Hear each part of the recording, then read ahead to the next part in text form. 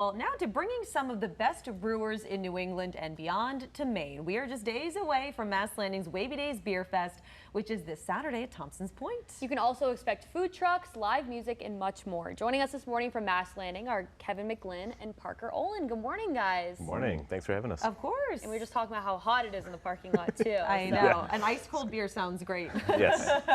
So now we're on year 4 of this festival of Wavy Days. How are the preparations going so far for the event? They're going great. We're kind of wrapping everything up. We have breweries starting to get into town tomorrow, and then starting on Thursday, we have our kind of tap takeover night throughout Portland at a bunch of different bars and restaurants. And then we get into, we have a thing called Lager Landing on Friday at the brewery in Westbrook, where a bunch of our friends that are in town are showcasing their lagers. And then right into the Wavy Days Beer Fest on Saturday. We're really excited about that. You know, the last preparations are pretty much, you know, we're getting ready to load up the trucks and head to Thompson's Point. And then after the festival, there's the after party at the Thirsty Pig downtown in Portland. And then we can relax. Yeah, I know. You guys are always so busy, working hard. This is year 4. This is always so much fun. It's a beer lover's paradise. What are you most excited for this year specifically, would you say?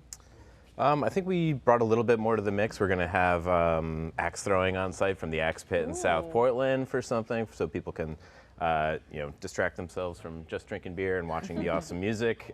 We have 2 bands this year rather than just the Crowded Table last year, who they did an awesome job, and they'll be back again this year. We've got some new breweries from around the country coming in, from Oregon, Upper Midwest, Florida, like just awesome beer friends from around the country that are all really good people making really good beer. And we also have 15 local vendors. Oh, yes. So a lot of local makers as well as some nonprofits. So people will be able to check them out, and we'll love to showcase other local businesses throughout Maine. Yeah, really celebrate all that Portland and Maine has to offer. Yeah, do a little shopping too. Yeah. That sounds great. Yeah. Amazing. This seems like a huge event too. So can you walk us through, or someone at home who may be interested in attending the event, what can they kind of expect from it once you're there? Yeah, so we open the gates at 11 a.m. For all ticket holders, so it's not like a rush to get in. And that opens everything except for the pavilion at Thompson's Point, which is where all the beer is going to be served. So you can spend an hour just checking out the local vendors, getting food from all the local food trucks, stopping by our sponsor tents. We have some amazing sponsors again this year. Cross Insurance, Evergreen Credit Union, Maine Oxy, and we'll have a bunch of others on site as well. And really just get in there, and then we surround the pavilion with ropes, and so right at noon we cut the ropes and the music starts playing and everybody just kind of crashes in from all sides and starts celebrating and drinking beer. Yeah, and so they each get a glass, right? And it's unlimited tasting. They just go up to whatever they want. Yep, whatever they can handle, and we keep a good eye on everybody and make sure people aren't over enjoying and staying safe. But yeah, it's a really fun afternoon. You've been there all 3 every years. year, Right? Yeah. and everyone's very responsible. Yes. It really doesn't get out of hand. What I think is so great is the variety of types of beer. Do you feel like this is also an opportunity for other breweries to showcase a unique style that maybe people haven't had, or that they can't find in other places? Absolutely, and that's one of our favorite parts about Wavy Days is bringing in. We have almost 65 breweries this year, and most of them are from out of state, and bringing beers that no one's ever had before in the state, or very rarely.